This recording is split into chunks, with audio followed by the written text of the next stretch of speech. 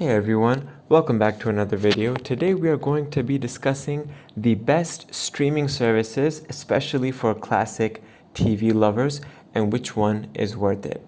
Now, of course, this list is based on my personal opinion. So, if we're talking about classics such as shows on NBC and CBS, for example, The Office, Park and Recreation, Cheers, Frasier, I'd have to say Peacock is a very up and coming classic streaming service. It has a lot of shows, a lot of classic shows from the 2000s and 2010s, and I believe this is one of the better selection choices, especially for classic TV lovers. Secondly, I like to say Paramount Plus is pretty good with their classic CBS TV shows. For example, The Twilight Zone, I Love Lucy, The Brady Bunch. I believe this is a great streaming service for those classic TV lovers. And third, I like to mention we have Amazon Prime Video. This has a wide range of classics, and the best part about it is that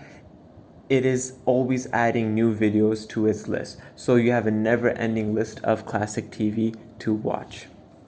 Of course, keep in mind, people, there are many streaming services out there with many good TV shows, a lot of classics, but these three are the best in my personal opinion.